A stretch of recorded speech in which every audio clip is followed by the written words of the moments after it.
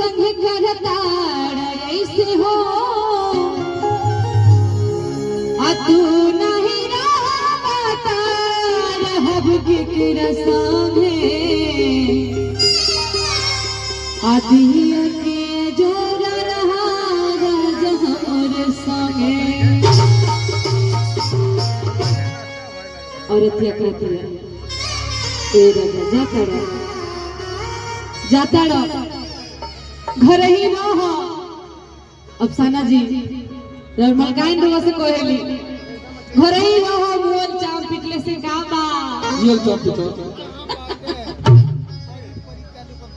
और क्या कहती है जा जान जा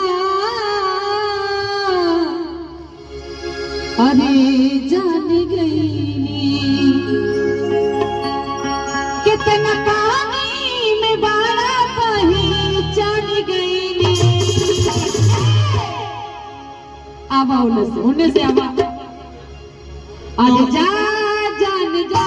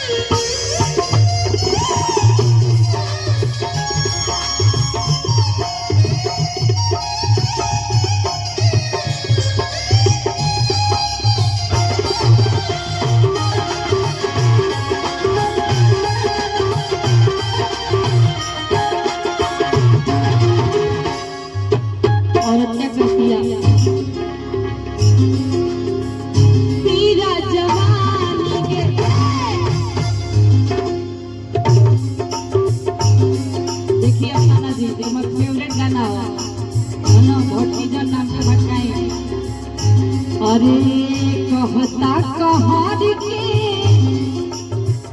तोहरा सहारा लगल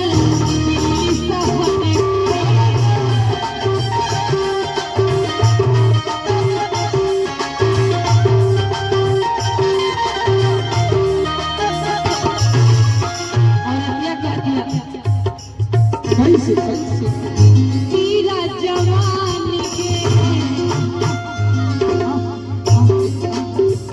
कहता कहर के तोहरा सहारा लगल दिल शहर के।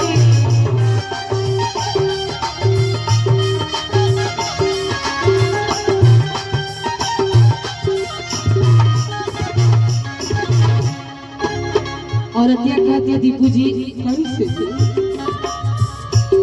कुल्ही देखल सपनवा लागे खाली गईनी।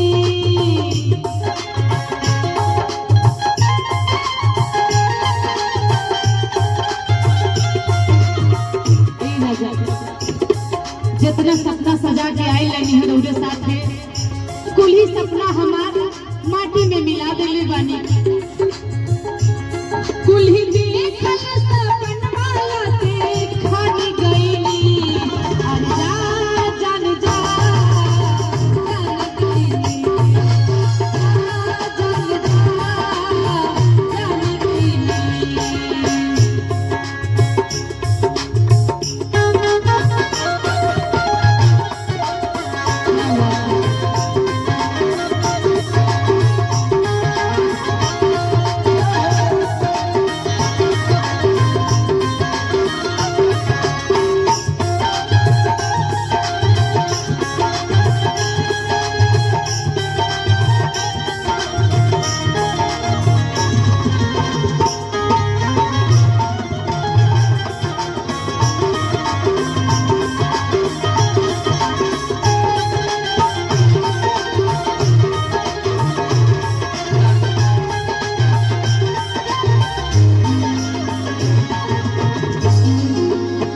औरतिया कह दिया रहला हो तक घर लगना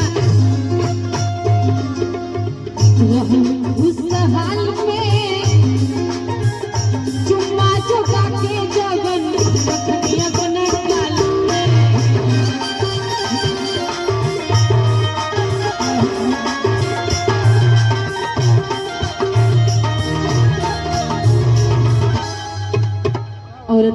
है राजन जी।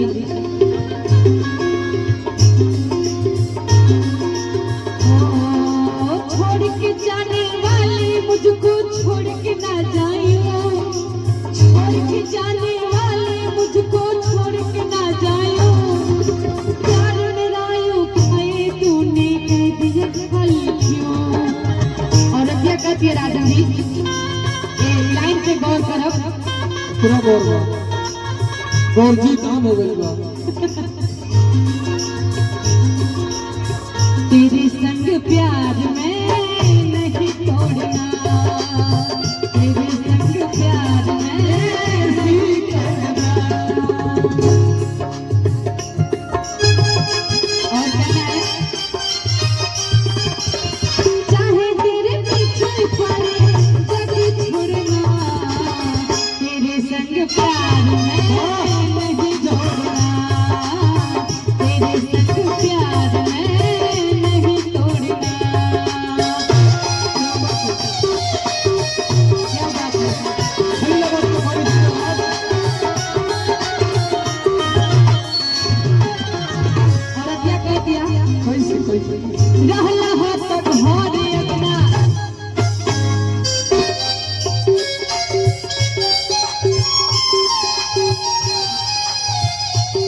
औरत इतना विरह में है, कह रही है रहला हो तो घरे अपना, रहला इस हाल में चुम्मा झोंका के जवन रखनी अपना काल में।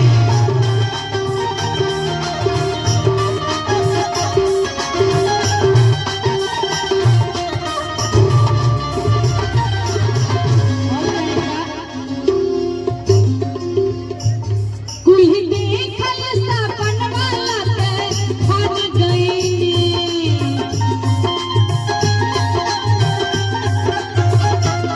कुल्ही देखल सपन वाला ते खन गईनी। ले चलिए अब। अरे जा जाने